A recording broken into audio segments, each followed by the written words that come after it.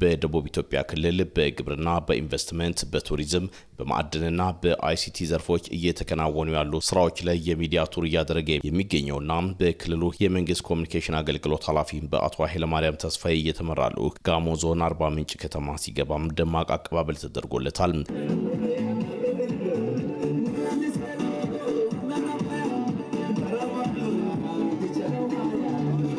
በመርሃ ግብሩ ላይ የአርባ ምንጭ ከተማ አስተዳደር የመንግስት ዋና ተጠሪ አይሶጼ ሄሎታ ዞኑ የበርካታ ታሪካዊ ተፈጥሯዊና የሰው ሰራሽ መስህቦች መገኛ እንደሆነ ተናግረዋል። በአካባቢው በርካታ የልማት ስራዎች እየተከናወኑ መሆኑን ገልጸው የመገናኛ ብዙሃን ባለሙያዎችም ይህን ለህዝብ እንዲያደርሱ ጥሪ አቅርበዋል። አርባ ምንጭ ከተማ እንደሚታወቀው በርካታ የተፈጥሮ ጸጋ ያለችባት ከተማ የቱሪስት መዳረሻ የሆነች ከተማ እንደሆነች ይታወቃል።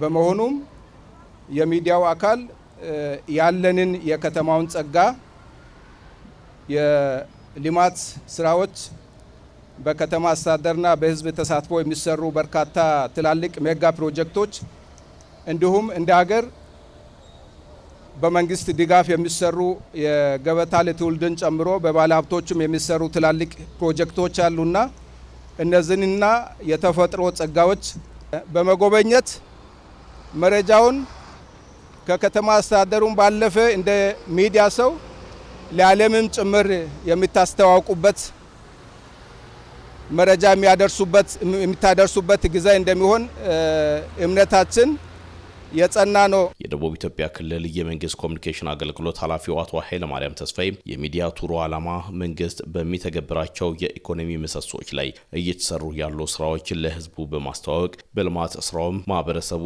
እንዲሳተፍ መነሳሳትን ለመፍጠር ዓላማ ያደረገ ስለመሆኑ ተናግረዋል። የዚህ ጉዞ ዋና ዓላማ በክልላችን የሚገኙ ከመደመር መንግስት እይታ ዘርፎች ውስጥ የሆኑትን የግብርና፣ የኢንዱስትሪ፣ የከተማ ልማት፣ የቱሪዝም እና የማዕድን አቅሞችን መለየት፣ ማልማት፣ መጠቀምና ተንከባክቦ ለቀጣይ ትውልድ ማስተላለፍ ስለሚገባ ይህንን አቅሞች የማሳየትና የማንቃት ያለሙ አካባቢዎች እንዲለሙ የማድረግ ህዝቡ ደግሞ በዚህ ላይ ተሳታፊ እንዲሆንና መንግስትም ህዝብም ድርሻቸውን እንዲወጡ ለማነሳሳት የሚያስችል ጉዞ እያደረግን ያለነው። ምልከታው በመንግስት ትኩረት በተሰጣቸው ዘርፎች ያለውን እምቅ አቅም ለማስተዋወቅ እገዛው የላቀ እንደሆነ አብራርቷል።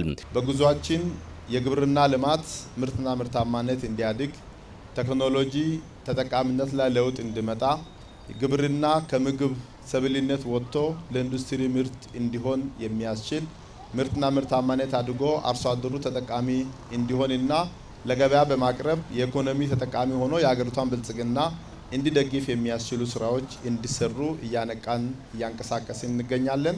ከኢንዱስትሪ አንጻርም ክልላችን ሰፊ የሆነ የሰው ኃይል ያለው ስለሆነ እነዚህ የሰው ኃይሎች የስራ ዕድል እንዲፈጠርላቸው የሀገርን ኢኮኖሚ የሚደግፍ የኢንዱስትሪ ልማት እንዲስፋፋ በዚህ የኢንዱስትሪ ልማት ውስጥ ደግሞ አቅም ያላቸው ባለሀብቶችና ማህበራት እንዲሳተፉ ለማድረግ ያሉ የኢንዱስትሪ አቅሞችን ገልጦ የማሳየት ስራ እየሰራን እንገኛለን።